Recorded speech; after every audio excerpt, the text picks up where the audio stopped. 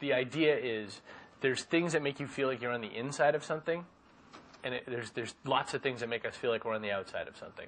A lot of what happens with trust is we want to feel like we have a relationship with people, and we want to have some kind of sense of that they're telling us what they feel and that it's going to be the truth or whatnot. Well, it turns out that the web is an interesting place to generate trust and move trust around. It turns out that a lot of what we try to do face-to-face with handshakes in business does occur on the web if you use the web in the right way. What came before in the web was the one-way web. Web 1.0 was nothing but brochureware.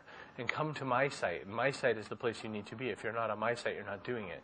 Web 2.0 is the two-way web, the participatory web, the it's not all about me web. The only thing is a lot of us didn't really make that turn. We kept it, it's all about me. Marketing is always, it's all about me.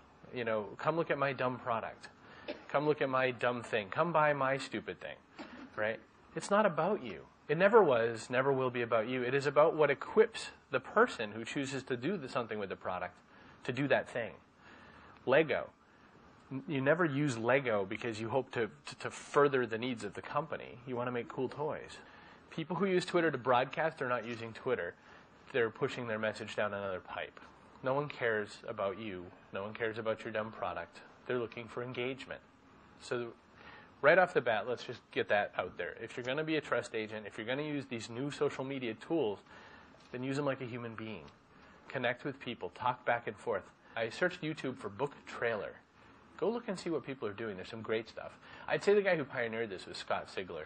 Scott's a friend of ours. He's in the podcasting world. He got his book deals by making serial audio podcasts of books that he wanted to release that nobody wanted to buy. And then he showed his numbers, and everyone wanted to buy them. Flip video. It is called the simplest video camera in the world to use. There's a power button on the side. There's a big red button. And you push it like that and say, hi. Popcorn. Right. And that's it. You record it. But the magic is, right there, a little USB doodah. You stick it in the side. There's software built right into it. It shoots it up to the web. If you're doing face-to-face events of any kind and you are not bothering to use a flip video to capture some fun there, you're missing an opportunity to spread what you did out in the physical space, up onto the web where it can be distributed and seen more. So what Julian and I call putting it on paper. It's the idea of putting the information out there in front of you in a way that it's shareable, in a way that people can get it back and forth, and you can get more than one piece of value out of it. So shortly after I put the video up, like all her friends pinged her on Twitter and said, hey, Brogan reviewed your book. She didn't know who I was. Why should she? I'm a reader.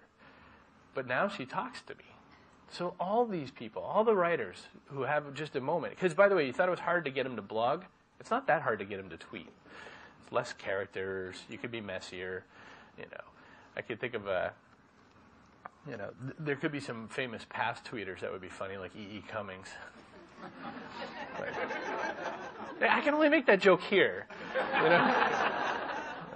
So thank you. But there's relationship building, and this is trust agent stuff too. It's recognizing, it's being one of us. And because she's on Twitter, she's one of us. She's doing what we do. Listening. If you go to search.twitter.com, if you haven't yet figured out why you should do something on Twitter, start at search, not the talking part. Everyone starts you down that you should talk about your cat. No. A user-driven media where readers and sometimes authors congregate. Congregate as in get together around a property. That is not how we think about books. But it should be. Because that's how we consume books. We just don't have the mechanics to do it right now. So we're getting closer. There are the mechanics. You just have to actually employ them. Do they drive sales? Hell yeah. What's the difference between reading a book by yourself, the sound of one hand clapping, and an audience? A whole community of people. What's the difference between an audience and a community? An audience has all their chairs facing the same way. Our best advice on how to do that, how to get into all these networks and be somebody there, isn't just to shake hands and switch cards. That's the last of it all. Be helpful, be humble, and share. The more times you can be at the elbow of somebody's deal, the more times that you can be the person who puts people together, that always is magic. It always comes back positive. Don't ask for anything. Never ask for anything. Just give, give, give, give, give. It's amazing how it comes back. If you can't swallow that one, you just can't do this game. You can't be an Agent Zero.